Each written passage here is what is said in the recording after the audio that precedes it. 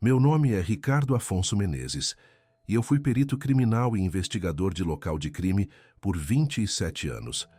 Trabalhei a maior parte da carreira na Polícia Técnico-Científica, na Grande São Paulo. Somei por baixo mais de 3.400 atendimentos entre homicídios, mortes suspeitas, incêndios, encontro de ossadas e cenas que o público só conhece por fotografia vazada. Eu achava, com aquela arrogância cansada de quem já viu de tudo, que nada mais atravessaria a minha pele.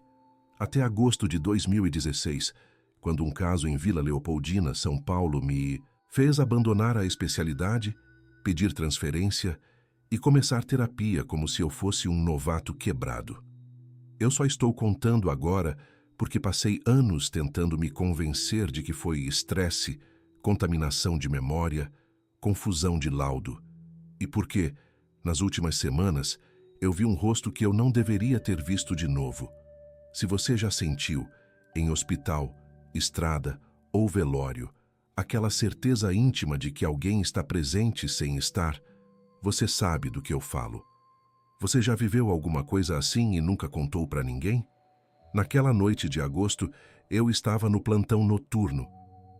Café requentado de posto de gasolina grudava no céu da boca. A camisa tinha cheiro de laudo antigo e desinfetante barato. O rádio da viatura chiava num padrão irritante, como se a interferência tivesse ritmo próprio. Eram quase 2 da manhã quando o chamado entrou. Possível homicídio em galpão de logística perto da Marginal Tietê. Rotina. Ou deveria ser. Chegamos em 15 minutos. O lugar era enorme, daqueles depósitos que funcionam 24 horas, com estacionamento vazio demais para o tamanho da operação. Piso de concreto frio, lâmpadas de vapor acesas no teto alto, vento cortante trazendo um odor metálico que eu associei automaticamente a sangue. Só que tinha algo errado no ar. Não era só o cheiro, era a densidade, como se o espaço pesasse mais do que deveria. Um segurança nos esperava perto da entrada lateral, fumando com as mãos tremendo. Não era nervosismo de quem acabou de ver violência. Era outra coisa. Quando perguntei o que tinha acontecido, ele só apontou para dentro e disse que não queria voltar lá, nem para pegar a carteira de trabalho. Eu troquei um olhar com meu parceiro naquela noite, o Valdir, homem com 18 anos de rua e estômago, de ferro. A gente não precisou falar nada. A gente sabia que aquilo já não cheirava bem. Entramos.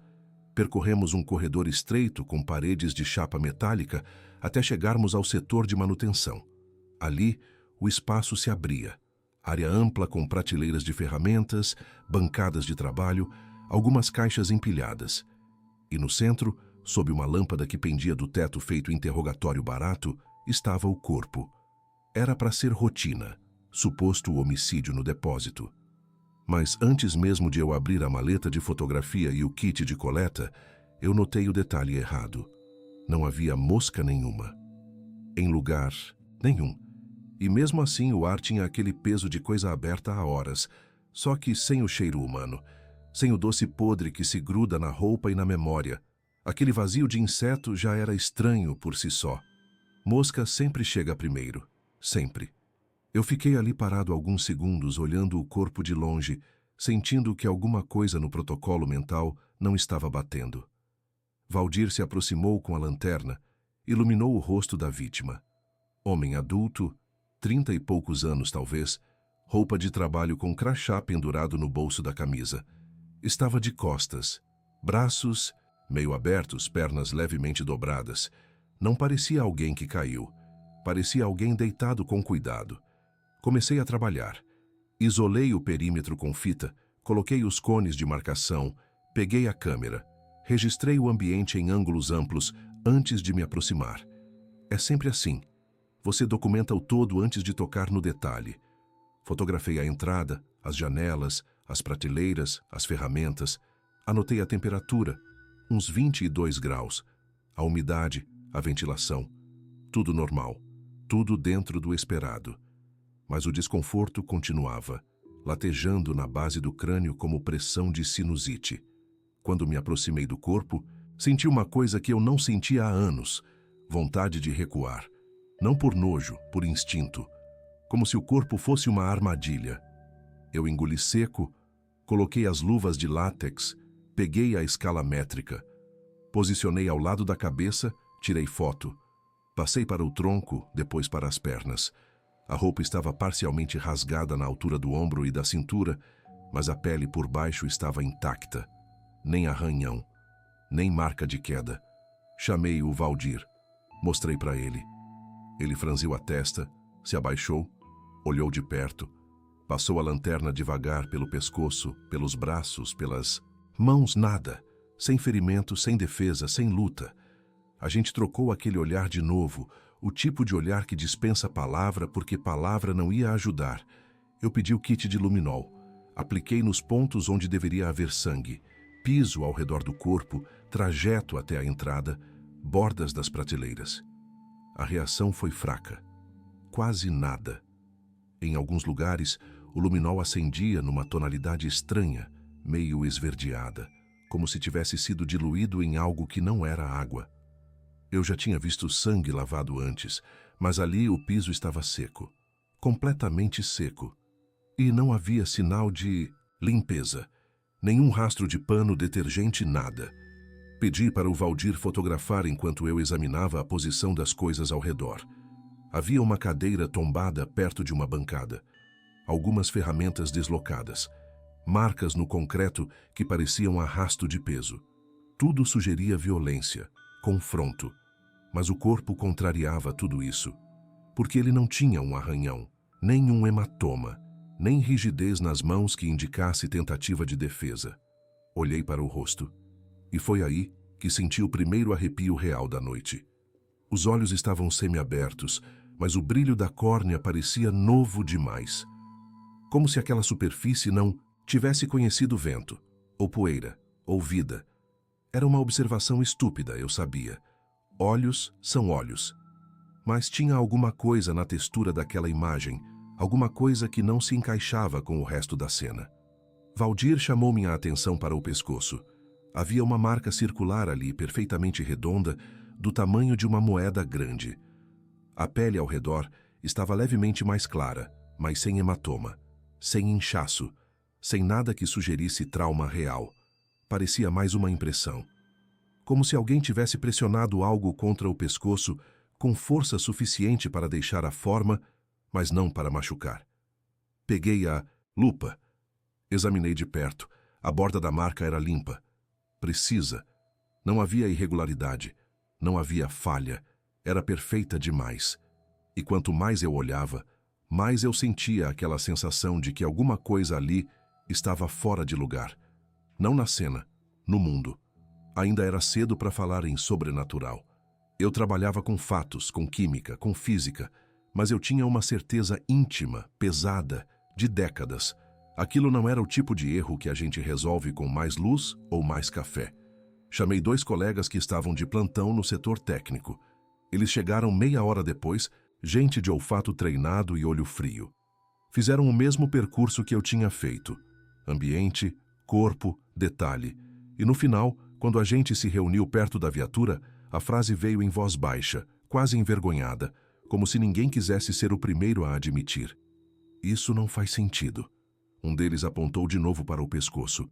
Perguntou se eu tinha visto marcas de ventosa em casos anteriores.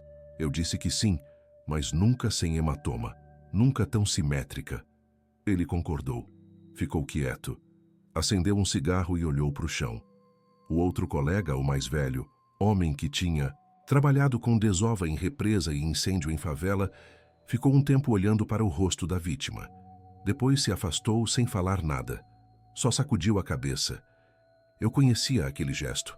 Era o gesto de quem não quer admitir que não entende. Terminamos o trabalho em silêncio. Coletamos o que dava para coletar. Fotografamos tudo.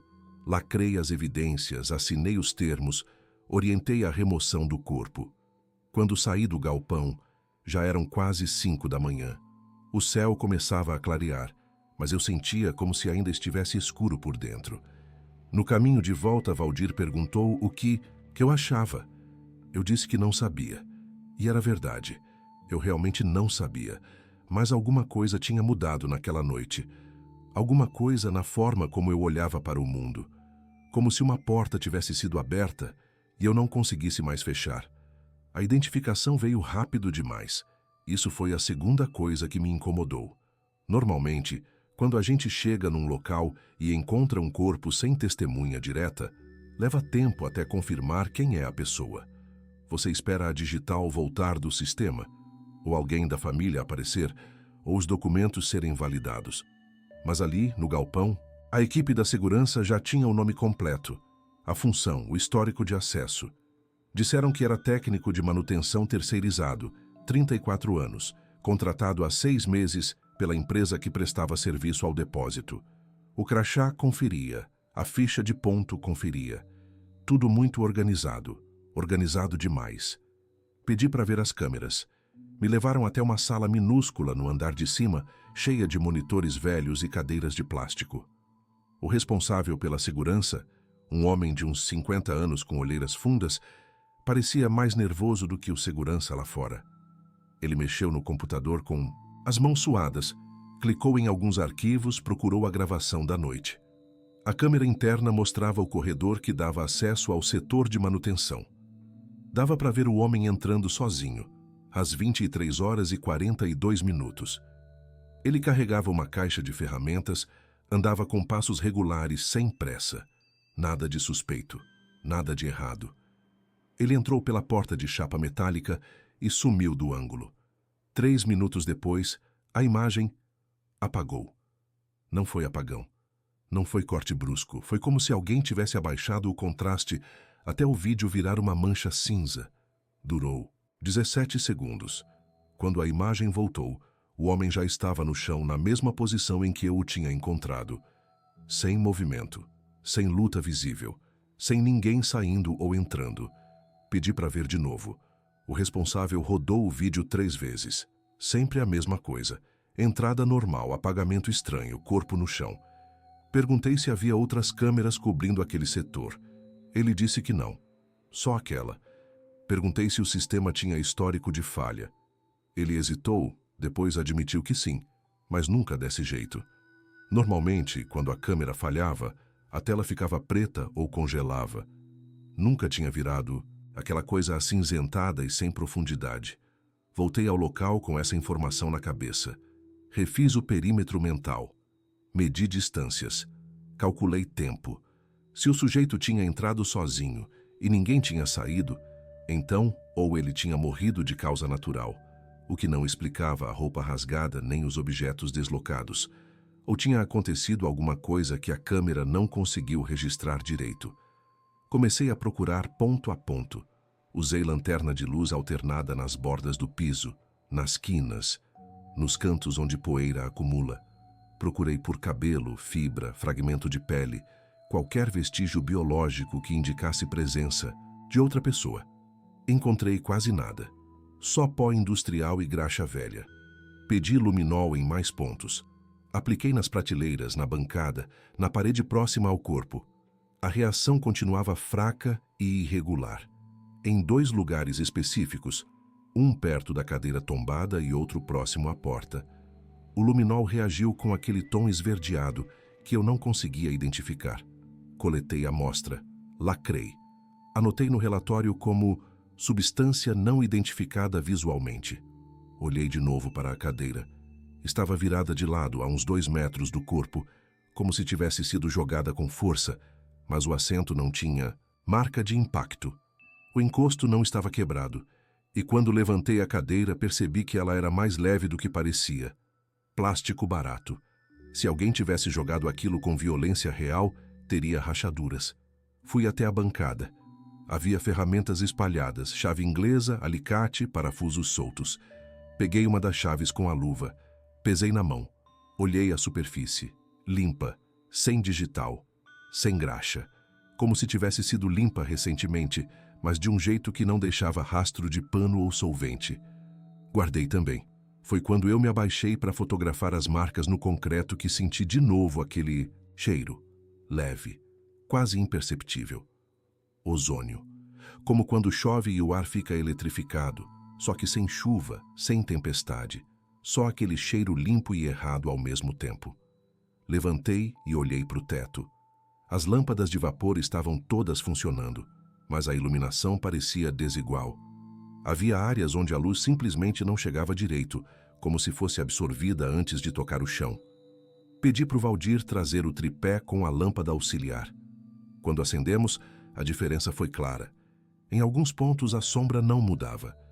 Não importava de que ângulo a luz vinha. A sombra ficava do mesmo jeito. Valdir perguntou se eu queria chamar alguém da elétrica para verificar a fiação. Eu disse que sim, mas sabia que não ia dar em nada. Aquilo não era problema elétrico. Voltei para o corpo. Agachei do lado, com cuidado para não contaminar a cena. Olhei de perto para a pele. Examinei os braços, o pescoço, as mãos. A temperatura estava baixa, compatível com algumas horas de exposição. A rigidez cadavérica começava a se instalar nos membros menores, tudo dentro do esperado, mas a textura da pele me incomodava. Não tinha aquele aspecto levemente opaco que a morte traz. Parecia polida, como se era nova. Peguei a lupa de novo, olhei as unhas. Limpas, sem terra, sem resíduo, sem sinal de arranhão em nada. As mãos estavam relaxadas, abertas, sem contração.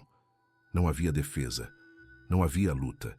Se o sujeito tivesse morrido por asfixia, estrangulamento, sufocamento, teria sinal nas mãos. Sempre tem. Examinei a marca circular no pescoço com mais atenção. Peguei a régua milimetrada. Medi o diâmetro, 4,2 centímetros, perfeitamente redondo, sem variação. Fotografei com escala, usei luz rasante para ver se havia relevo. Havia, mas mínimo, como uma leve depressão na pele, sem rompimento de vaso, sem infiltração. Como se algo tivesse pressionado por fora, mas sem intenção de machucar, só de marcar. Um dos colegas que tinha chegado antes se aproximou. Perguntou se eu queria que ele fizesse suave da área. Eu disse que sim. Ele abriu o kit estéril, passou o cotonete com cuidado na borda da marca, lacrou o tubo, anotou no formulário. Quando terminou, ele ficou olhando para o corpo por mais tempo do que o necessário. Depois se afastou. Não disse nada, mas eu vi no rosto dele o mesmo que eu estava sentindo. Aquilo não batia com nada que a gente conhecia. Terminei a documentação fotográfica. Registrei todos os ângulos. Plano geral, plano médio, detalhe. Fiz croquis manual da cena com medidas e referências. Anotei tudo no caderno de campo. Temperatura, umidade, iluminação, posição de objetos, distâncias. Protocolo completo. Mas no fundo eu sabia que o protocolo não ia explicar o que tinha acontecido ali. Quando autorizei a remoção do corpo, já passava das 7 da manhã. A equipe do rabecão chegou, trouxe a maca, colocou o homem dentro do saco plástico com cuidado. Eu acompanhei até a saída. Assinei o termo de liberação. Vi a traseira da van se afastar pelo estacionamento vazio. Fiquei ali parado por alguns minutos, sozinho, olhando o galpão pela última vez. A luz da manhã entrava pelas janelas altas, cortava o espaço em linhas retas, iluminava a poeira que flutuava no ar. Tudo parecia normal. Um depósito qualquer, um local de trabalho qualquer. Mas eu sabia que não era, porque naquele silêncio da manhã eu ainda conseguia sentir o peso errado do ar, o cheiro leve de ozônio e aquela sensação incômoda de que alguma coisa, não uma pessoa, não um objeto, tinha estado ali e ainda estava de alguma forma observando. Saí, fechei a fita de isolamento. Orientei o segurança a não deixar ninguém entrar até nova ordem. Ele concordou sem olhar para mim. No carro, Valdir perguntou se eu ia direto para o plantão ou se queria parar para tomar café. Eu disse que ia direto, mas a verdade é que eu não queria café. Eu queria entender. E já sabia que entender ia ser o problema. Dormi 3 horas.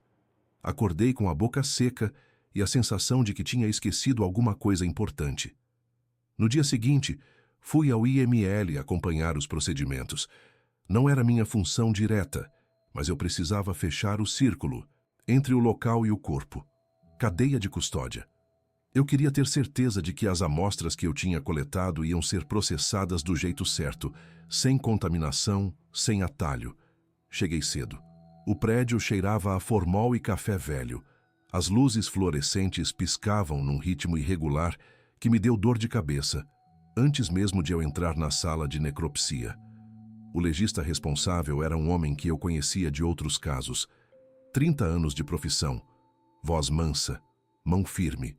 O tipo de pessoa que não se assusta fácil. Ele já tinha feito o exame externo quando eu cheguei.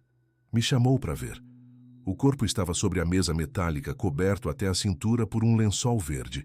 A iluminação cirúrgica deixava tudo muito claro, muito exposto. Eu me aproximei. Olhei de novo para a pele. De perto, com aquela luz forte, a impressão de textura polida ficava ainda mais evidente. Como se a superfície tivesse sido tratada. Alisada. O legista apontou para o pescoço. A marca circular continuava lá, com o mesmo diâmetro, a mesma precisão. Ele tinha medido de novo. 4,2 centímetros, nenhuma variação. Disse que nunca tinha visto marca de pressão tão uniforme, nem de corda, nem de objeto rígido, nem de mão humana. Aquilo tinha uma simetria que não fazia sentido com trauma real. Pedi para ver as mãos. Ele virou as palmas para cima, limpas, sem resíduo sob as unhas, sem escoriação, sem sinal de defesa. Eu perguntei se ele tinha coletado material subungueal mesmo assim.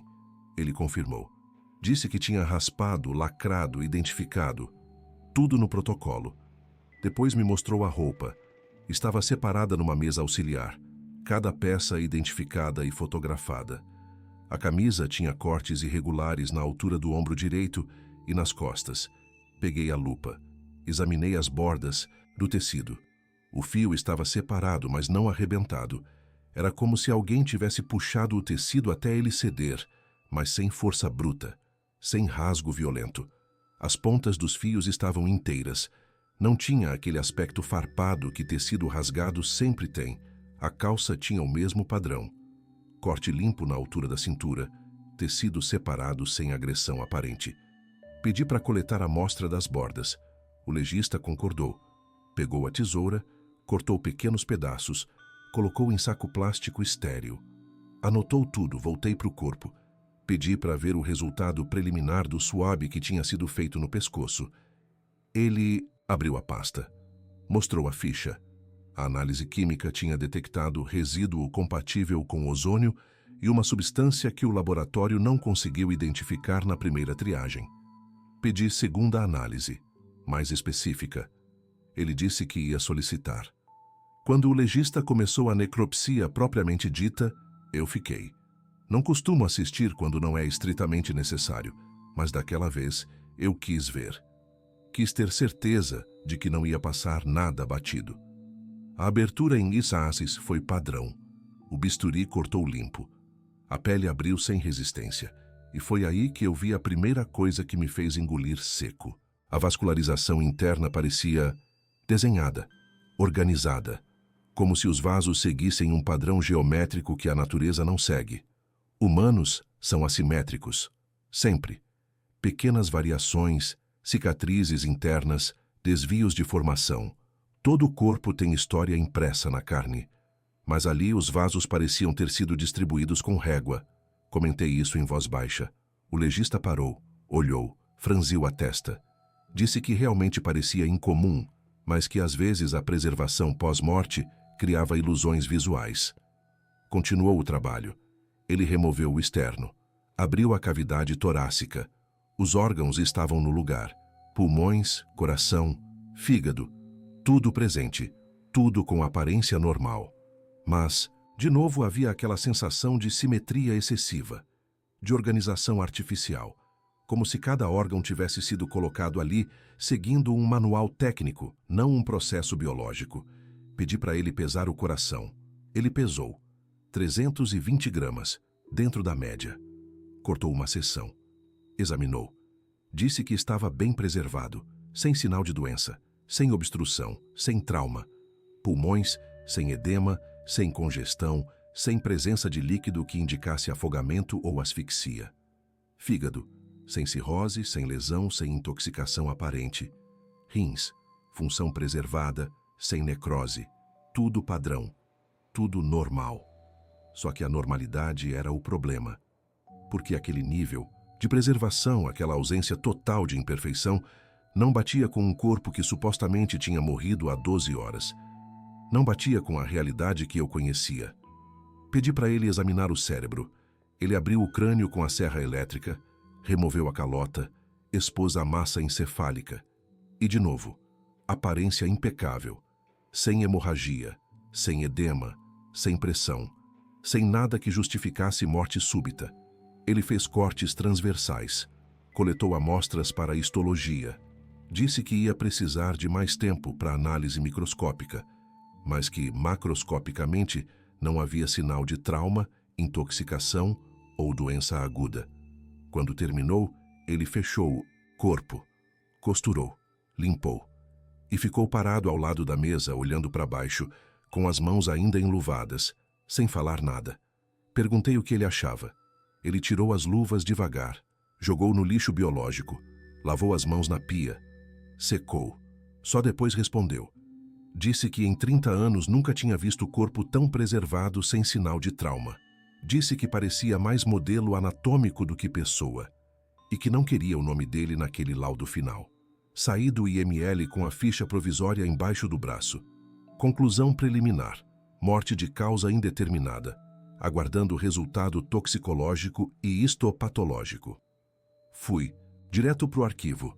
Pedi acesso aos dados cadastrais do sujeito. Nome completo, RG, CPF, endereço em Osasco. Tudo registrado. Contrato de prestação de serviço com a empresa terceirizada. Histórico de treinamento, exames admissionais. Fichas de ponto dos últimos 6 meses. Documentação impecável. Limpa, sem sujeira, sem contradição. Liguei para o número de telefone que constava na ficha. Caixa postal. Deixei recado. Ninguém retornou. Liguei para o número de emergência. Número inexistente. Tentei contato com a empresa terceirizada. Atendimento automático. Nenhum ramal disponível. Fui pessoalmente ao endereço em Osasco. Era um prédio antigo, 6 andares, pintura descascada. Toquei no interfone. Ninguém atendeu. Perguntei para o porteiro se conhecia o morador do apartamento 23. Ele disse que o apartamento estava vago há meses. Mostrei a foto da ficha. Ele olhou. Disse que nunca tinha visto aquele rosto. Voltei para a delegacia. Pedi busca no sistema de antecedentes. Nada. Pedi histórico de empregos anteriores. Nada. Pedi registros escolares. Nada. Pedi qualquer rastro de vida pregressa. E só encontrei o que já tinha. 6 meses de documentação recente. Tudo gerado a partir de março de 2016. Antes disso, vazio. Era como se o sujeito tivesse sido criado do zero. Como se a biografia tivesse sido montada com peças novas, sem desgaste humano, sem aquele lastro de pequenas contradições que toda a vida tem. Pedi cópia das imagens da câmera do galpão. Queria revisar, quadro a quadro. O arquivo chegou no dia seguinte. Passei a tarde inteira olhando, frame por frame. Entrada normal. Apagamento. Corpo no chão. Mas na terceira revisão, eu vi. Bem no canto inferior direito da tela, durante os 17 segundos de apagamento, havia uma sombra. Não era sombra de pessoa. Não era sombra de objeto. Era uma mancha escura que se movia contra a lógica da iluminação, como se a sombra existisse sozinha, sem fonte, e por um frame ela ficou densa, tridimensional, como um erro de renderização num vídeo digital. Pausei, dei zoom. A imagem pixelou, mas a forma continuava lá, indefinida, impossível. Salvei o frame, imprimi, coloquei na pasta. E foi nesse momento que eu percebi que o caso não ia se resolver com química ou física, porque o que eu estava vendo não obedecia a nenhuma das duas. Na terceira visita ao setor técnico, uma semana depois, eu já encontrei gente que eu não conhecia. Eram 2 homens de terno, postura de administração, crachá genérico pendurado no pescoço, sem foto, só logo da secretaria. Estavam na sala de laudos folheando pastas, conversando baixo com o coordenador. Quando entrei, pararam de falar. Me olharam com aquele tipo de atenção que não é curiosidade. É avaliação. O coordenador me chamou para uma conversa rápida na sala dele. Fechou a porta. Disse que o caso tinha sido reclassificado, que havia padronização de relatórios por causa de risco de contaminação de laboratório. Eu conheço essas frases. É a linguagem mais barata do mundo quando alguém quer te empurrar para fora sem brigar. Falou em erro de preparo, interpretação apressada, excesso de plantão. A palavra estresse foi repetida 3 vezes, com gentileza, com preocupação falsa, com aquele tom que vira ameaça justamente porque não precisa gritar. Perguntei quem eram os 2 homens. Ele desviou o olhar. Disse que eram da auditoria interna, que estavam revisando procedimentos, que eu ia continuar no setor, mas que aquele caso específico seria transferido para outra equipe. Perguntei por quê. Ele disse que era decisão administrativa. Perguntei se tinha problema com o meu trabalho. Ele disse que não, que era só protocolo. Saí da sala. Os 2 homens ainda estavam lá. Um deles segurava a minha pasta. A pasta com as fotos, os laudos preliminares, as anotações de campo. Perguntei o que estavam fazendo. Ele respondeu que estavam conferindo documentação. Pedi a pasta de volta. Ele sorriu. Disse que eu ia receber cópia digitalizada em breve. Voltei no dia seguinte. Pedi acesso às imagens originais do galpão. Me deram um arquivo diferente. Os timestamps estavam desalinhados. Alguns frames faltavam, justamente os frames onde a sombra aparecia. Perguntei se era o arquivo correto. Me disseram que sim, que era o único disponível, que talvez eu tivesse confundido na primeira vez. Fui conferir minha própria documentação fotográfica. Pedi as imagens que eu tinha registrado no local. Me entregaram um pendrive. Copiei para o computador. Abri, faltava uma sequência inteira. Logo as imagens do pescoço com escala e ângulo padrão. Aquelas que eu tinha certeza absoluta de ter feito. Perguntei onde estavam. Me disseram que talvez não tivessem sido salvas corretamente, que às vezes a câmera falhava, que eu devia ter cansaço acumulado. Procurei o Valdir. Ele tinha estado comigo no local. Ele tinha visto tudo o que eu vi. Chamei ele no corredor. Perguntei se ele lembrava da marca no pescoço. Ele hesitou. Disse que lembrava de alguma coisa, mas não com clareza. Perguntei se ele lembrava do cheiro de ozônio. Ele franziu a testa. Disse que não lembrava de cheiro nenhum, que talvez eu tivesse interpretado demais. Interpretado demais. Essa frase começou a aparecer em todo lugar, nas conversas de corredor, nos bilhetes informais, nos olhares dos colegas, como se eu tivesse fabricado alguma coisa, como se o problema fosse eu. Chamei um dos colegas que tinha ido ao local na primeira noite, aquele que tinha dito, isso não faz sentido. Perguntei se ele mantinha a opinião. Ele olhou para o chão, disse que tinha revisado as anotações dele e que, na verdade, não tinha visto nada de tão estranho, que era só um caso mal documentado. Que acontecia? Senti uma coisa que eu nunca tinha sentido em cena de crime. Não era medo do autor, não era medo de violência, era medo de não ter prova nem da minha própria memória. Como se eu estivesse sendo isolado num corredor acolchoado, conduzido com educação para fora da minha experiência. Tentei acessar o laudo preliminar do IML, sistema bloqueado. Pedi cópia física. Me disseram que o documento estava em revisão, que eu ia ser notificado quando estivesse pronto. Liguei para o legista. Ele atendeu. Falou baixo. Disse que não podia falar sobre o caso, que tinha recebido orientação superior. Perguntei o que tinha acontecido. Ele desligou. Foi quando eu percebi que não era só o caso que estava sendo alterado. Era a realidade ao redor do caso. Como se alguém estivesse editando a memória coletiva, apagando rastros, ajustando versões, e fazendo isso de um jeito tão sutil, tão burocrático, que ninguém conseguia apontar o dedo e dizer, aqui está a mentira. Fui empurrado para uma licença médica preventiva. Um superior sugeriu que eu tirasse uns dias, que descansasse, que talvez fosse interessante conversar com um profissional. Recusei. Disse que estava bem, que só queria entender o caso. Ele sorriu. Disse que às vezes não entender era o melhor caminho. Voltei sozinho ao galpão, de noite, sem avisar ninguém. Queria ver se conseguia encontrar alguma coisa que tivesse passado. A fita de isolamento ainda estava lá, mas rasgada, suja. Entrei. O setor de manutenção estava vazio. Alguém tinha limpado. O piso brilhava. As prateleiras estavam organizadas. A cadeira que estava tombada agora estava encostada na parede, certinha. Não havia vestígio de nada. Fiquei parado ali, no centro do espaço, tentando reconstruir mentalmente a cena. Mas era como tentar lembrar de um sonho. As bordas ficavam embaçadas. Os detalhes fugiam. Quanto mais eu forçava, menos eu tinha certeza. Saí. Fechei a porta. Quando cheguei em casa, havia um envelope embaixo da porta, sem remetente. Abri. Era uma carta curta, digitada, sem assinatura. Dizia que meu trabalho era valorizado, que erros aconteciam, que a melhor forma de preservar a carreira era aceitar a reclassificação e que continuar investigando por conta própria seria interpretado como insubordinação. Não era ameaça direta, era pior. Era a certeza de que alguém estava acompanhando meus movimentos, que sabia onde eu morava, que podia chegar até mim sem esforço. Comecei a pesquisar por conta própria. Usei computador de lan house. Busquei ocorrências semelhantes em outras cidades. Encontrei relatos de necrotérios em Campinas, boletins de morte sem causa clara em Santo André. Um caso antigo em Curitiba com descrição de lesão circular sem hematoma e câmeras que falharam sem falhar.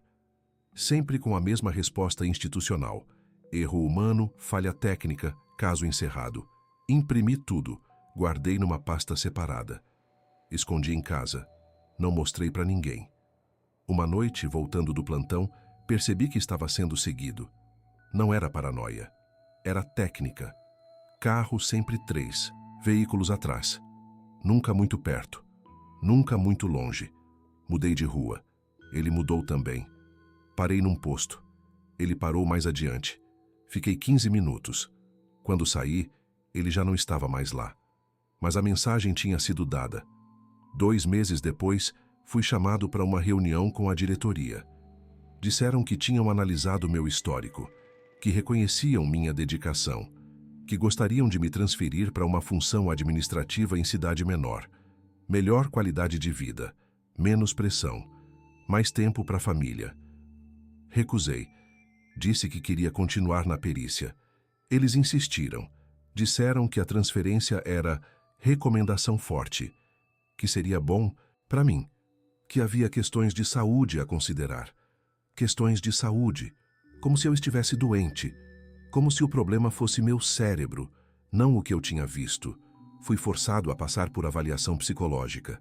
Respondi perguntas sobre estresse, ansiedade, distúrbios de percepção. A psicóloga anotava tudo com aquele olhar clínico que julga sem dizer. No final, ela disse que eu apresentava sinais de esgotamento profissional, que seria interessante um afastamento temporário. Quando você trabalha décadas com morte, você aprende a diferença entre coincidência e sistema. Aquilo tinha cara de sistema, estruturado, coordenado, silencioso. Pedi aposentadoria antecipada. Negaram. Disseram que eu era jovem demais. Pedi transferência para a função interna. Aceitaram imediatamente. Foi quando eu entendi que não era sobre me tirar do caso. Era sobre me manter perto o suficiente para saber o que eu estava fazendo. Era sobre controle. Foram 7 semanas depois do galpão. Novembro já tinha começado, com aquele calor seco de São Paulo que gruda na pele e não sai. Eu estava dormindo mal. Acordava 3, 4 vezes por noite, sempre com a mesma sensação de que tinha esquecido de trancar a porta. Checava. Estava trancada. Voltava para a cama. Demorava a dormir de novo. De manhã lavava as mãos sem motivo. Às vezes 3, 4 vezes seguidas, como se tivesse tocado em alguma coisa suja que sabão não conseguia tirar. Tinha deixado a barba crescer porque me faltava energia até para me olhar no espelho. Quando olhava, via um homem que eu não reconhecia direito, mais magro, mais velho, com aquela marca embaixo dos olhos que vem de cansaço acumulado, não de uma noite mal dormida. O trabalho tinha virado rotina administrativa. Preencher formulários, conferir assinaturas, arquivar documentos. Nada que exigisse raciocínio, nada que me colocasse em contato com cena de crime. Era como se tivessem me colocado numa redoma de vidro, seguro, invisível, inofensivo. Foi num sábado de manhã, no mercado perto de casa, em Perdizes, que eu vi. Eu estava no corredor de cereais, olhando para a prateleira sem ver direito, tentando lembrar o que tinha vindo comprar. Café, arroz, alguma coisa. A mente estava longe, funcionando no automático. Foi quando senti aquele cheiro. Leve, quase imperceptível. Ozônio. Virei a cabeça e ele estava lá. Não foi parecido, não foi semelhante. Era o mesmo rosto, a mesma simetria limpa, o mesmo olhar que parecia recém-colocado no mundo. Ele empurrava um carrinho com coisas comuns. Arroz, detergente, fruta, coisas que gente normal compra. Mas a forma como ele segurava o carrinho era estranha. Precisa de mais, como se tivesse ensaiado. Senti o coração acelerar. As mãos suaram. A respiração ficou curta. Não era pânico, era reconhecimento. Aquele tipo de certeza animal que vem antes do pensamento. Larguei a cesta que eu segurava. Segui ele, por instinto profissional. Aquele que mede distância e saída de emergência sem pensar. Ele virou no corredor de bebidas. Depois no de limpeza. Eu acompanhava a uns 5 metros de distância, fingindo olhar produtos, fingindo normalidade. Ele parou na frente das prateleiras de detergente. Pegou uma garrafa, olhou o rótulo, colocou no carrinho. E foi aí que ele virou a cabeça e me olhou diretamente. Não foi olhar de susto. Não foi olhar de quem percebe que está sendo seguido. Foi olhar de reconhecimento. Como se ele soubesse que eu estaria ali. Como se minha presença fosse prevista. Ele sorriu. Não foi sorriso largo. Foi só um movimento leve nos cantos da boca. Educado. Frio. Eu devia ter saído. Devia ter corrido. Devia ter feito alguma coisa inteligente. Mas fiquei parado, porque uma parte de mim precisava confirmar. Precisava saber se eu estava louco ou se aquilo era real. Ele deixou o carrinho. Veio na minha direção. Parou a 1 metro de distância. De perto, a pele tinha o mesmo aspecto polido que eu tinha visto na mesa de necropsia. Como cera. Como plástico de boa qualidade. Os olhos não piscavam na frequência certa. Muito devagar. Como se fosse esforço consciente. Ele falou primeiro. A voz era normal. Nem grave demais, nem aguda. Mas tinha uma qualidade estranha. Como áudio bem gravado. Sem ruído de fundo. Sem respiração entre as palavras. Disse que eu parecia cansado, que talvez fosse bom eu descansar, que trabalhar demais fazia mal para a saúde. Tentei responder. A voz saiu rouca. Perguntei quem ele era.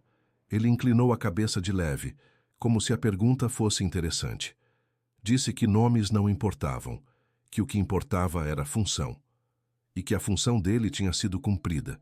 Perguntei sobre o galpão, sobre o corpo, sobre o que tinha acontecido. Ele olhou ao redor. O mercado estava vazio naquela hora. Só uma caixa aberta no fundo. Música ambiente baixa. Ele disse que algumas coisas precisavam ser testadas, que dados precisavam ser coletados, que eu tinha sido útil. Útil. A palavra doeu mais do que qualquer ameaça. Perguntei se ele estava vivo, se o corpo do galpão tinha sido dele, se aquilo tinha sido encenação. Ele disse que vivo era termo impreciso, que o corpo tinha sido uma forma temporária, um uso, que erros de evidência podiam ser ajustados quando necessário. Falou como quem descreve calibração de equipamento. Não vida humana, não morte humana. Senti náusea, não pela explicação, pela calma com que ela foi dada. Perguntei o que ele queria de mim. Ele disse que nada, que eu já tinha fornecido o que era necessário, que minha reação tinha sido documentada, que minha insistência em protocolo tinha sido valiosa. Valiosa, como dado estatístico. E então ele disse a coisa que me desmontou completamente. Disse que eu deveria mudar de vida. Não como conselho humano, não como ameaça, mas como orientação de quem tem poder sobre as camadas do mundo. Disse que continuar olhando faria eu perder não só o emprego, faria eu perder a certeza. A certeza, não a vida. Não a segurança, a certeza, como se isso fosse pior. Ele se virou, pegou o carrinho de novo, Continuou andando pelo corredor como se nada tivesse acontecido. Parou no caixa. Pagou. Saiu com as sacolas. Fiquei parado ali, sem conseguir me mexer, sem conseguir processar, porque o mundo ao meu redor parecia normal. Pessoas fazendo compras, música tocando, caixa passando produtos, tudo funcionando. Mas eu sabia que alguma coisa por trás daquilo tudo era falso, editável, ajustável. Saí do mercado sem comprar nada. Andei até em casa. Não lembro do caminho. Só lembro de entrar, trancar a porta, sentar no chão da sala e ficar olhando para a parede. Naquela noite abri o computador. Preenchi o pedido de transferência. Cidade pequena. Interior. Longe de São Paulo. Longe da polícia. Técnico-científica. Longe de tudo. Não foi medo. Ou talvez fosse. Mas era mais do que isso. Era a convicção exata de que eu não estava enfrentando um criminoso. Não estava enfrentando uma organização. Eu estava enfrentando algo que controlava prova e memória como quem apaga arquivo de computador. Algo que podia aparecer e desaparecer sem deixar rastro. Algo que tinha acesso a camadas da realidade que eu nem sabia que existiam. E que tinha me escolhido, não para matar, para observar. Como experimento, como dado. O pedido de transferência foi aceito em 2 dias. Rapidez suspeita para a burocracia pública. Fui mandado para uma cidade do interior paulista. Função administrativa, sem contato com perícia, sem contato com morte. Antes de ir, voltei ao IML uma última vez. Pedi para ver o laudo final do caso do galpão.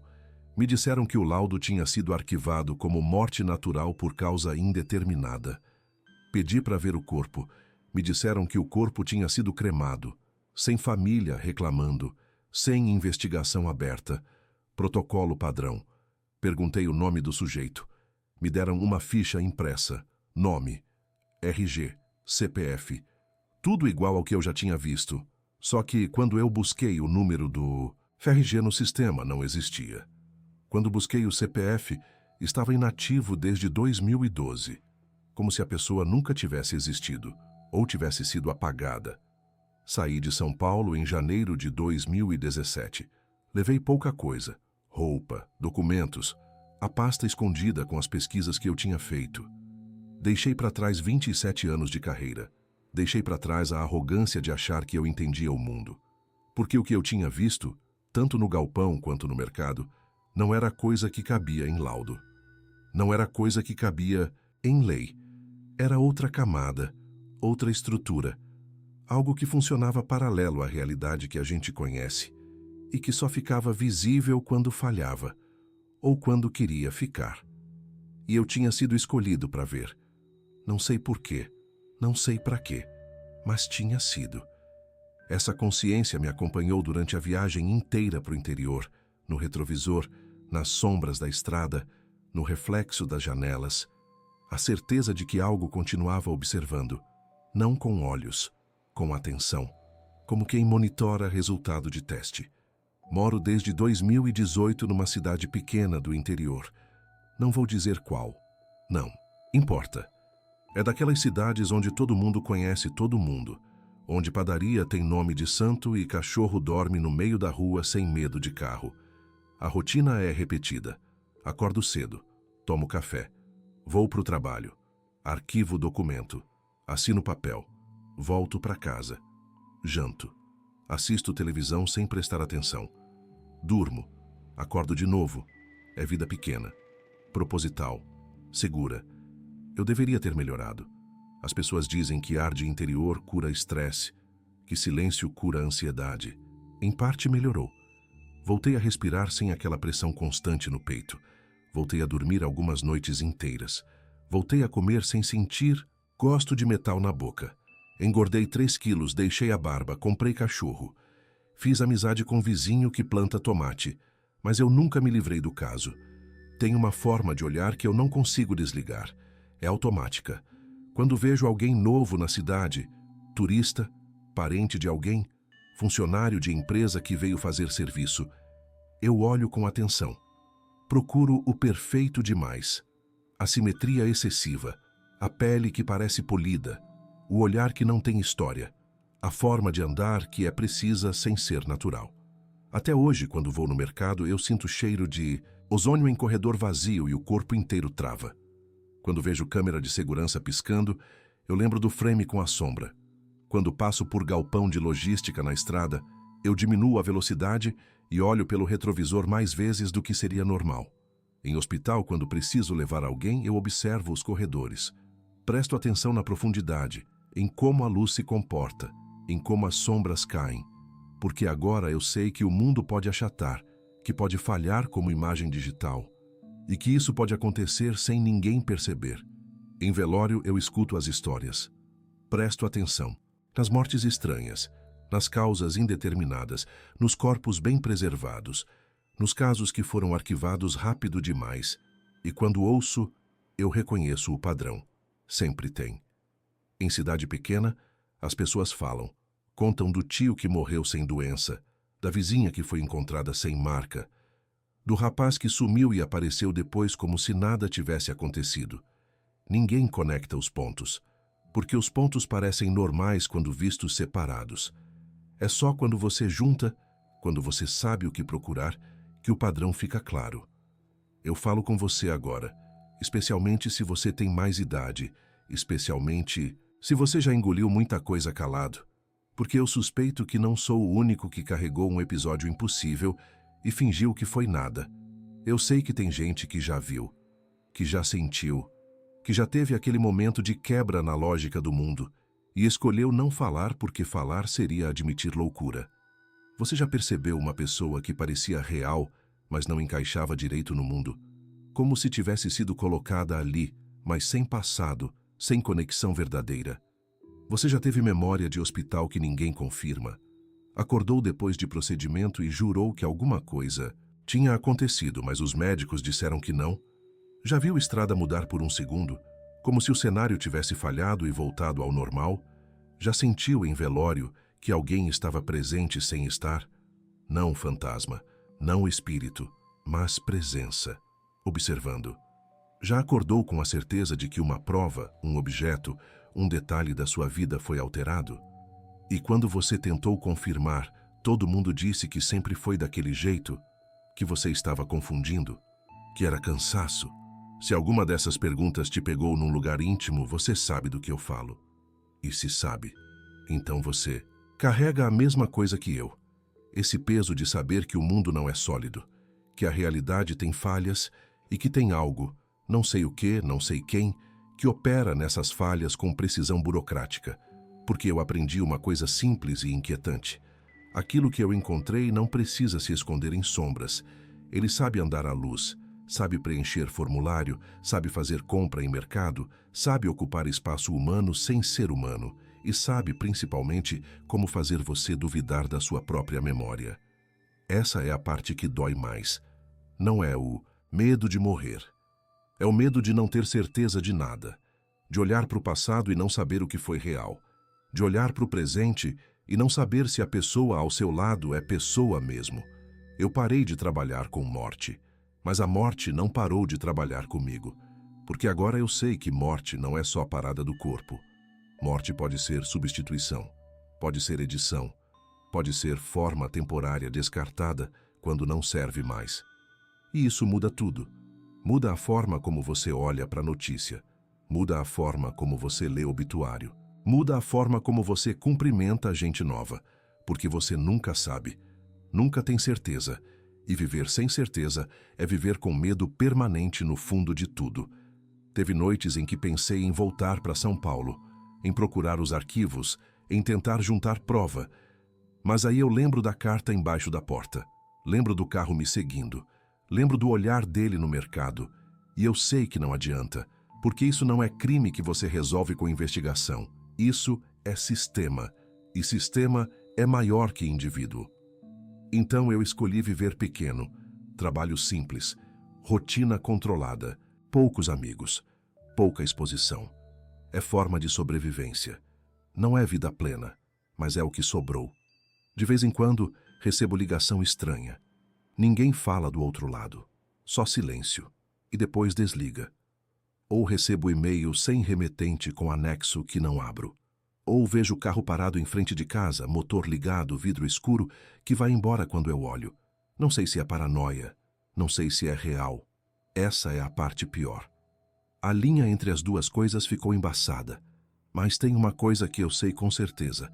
Em 2020, durante a pandemia, quando todo mundo estava trancado em casa e o hospital estava lotado, eu vi foto no jornal local. Equipe médica, homenagem aos profissionais de saúde. E lá, no canto, de jaleco, com crachá, estava um rosto que eu conhecia. Não igual, mas com a mesma simetria, a mesma pele polida, o mesmo olhar novo demais. Ampliei a foto no computador. Olhei pixel por pixel. Não era o mesmo do galpão. Não era o mesmo do mercado. Mas era da mesma categoria. Sei porque reconheci o padrão. E porque senti só de olhar a imagem aquele cheiro fantasma de ozônio. Imprimi. Guardei na pasta. Junto com todo o resto. Porque talvez um dia alguém precise disso. Talvez um dia apareça outra pessoa que viu o que eu vi. Que sentiu o que eu senti. E que precise saber que não está sozinha, que não está louca. Por isso estou gravando isso agora. Porque sei que memória não é confiável. Sei que arquivo pode ser editado. Sei que testemunho pode ser apagado. Mas se eu gravar, se eu deixar registrado, talvez sobre alguma coisa, algum rastro, alguma prova de que isso aconteceu. E se você está ouvindo, então sobrou. Então alguém encontrou. Então talvez ainda dê tempo de entender. Ou talvez não. Talvez entender não seja possível. Talvez a gente só consiga documentar, testemunhar, registrar que sim, que aconteceu, que foi real, mesmo que ninguém acredite. Porque no final, a única coisa que me resta é isso, o registro, a palavra, o testemunho de que eu vi alguma coisa que não deveria existir e que essa coisa me viu de volta e continua vendo. Eu sinto, principalmente de noite, quando deito e fecho os olhos, quando acordo no meio da madrugada sem motivo, quando olho para o canto escuro do quarto e tenho certeza de que tem atenção ali, não olhar, atenção, como sensor, como câmera, virei dado permanente, experimento de longo prazo, e não tem nada que eu possa fazer quanto a isso, só viver, só sobreviver, só esperar que, quando vier, se vier, seja rápido, porque o medo maior não é morrer. É virar forma temporária. É virar corpo bem preservado sobre mesa de necropsia, com legista dizendo que está tudo normal. É virar imagem em câmera que falha no momento exato. É virar nome em ficha que para de existir quando alguém busca. É virar dado. Só isso. E eu já sei que estou perto. Sinto pelo jeito que as coisas ao meu redor estão ficando. Mais organizadas, mais simétricas, como se estivessem sendo preparadas, ajustadas. Então estou gravando. Antes que seja tarde, antes que eu vire só mais um caso arquivado. Mais um corpo sem explicação. Mais um desaparecimento voluntário. Este áudio foi encontrado no computador de Ricardo Afonso Menezes após seu desaparecimento em 2021. Oficialmente, não há ocorrência relacionada a ele além de afastamento voluntário. Nos registros, nada de anormal jamais foi constatado. O apartamento estava trancado por dentro. Não havia sinal de luta. Não havia sinal de violência. Só o computador ligado com este arquivo aberto e uma pasta impressa sobre a mesa. Dentro da pasta, fotos, recortes de jornal, anotações manuscritas, laudos copiados. Tudo muito organizado. Perfeito demais.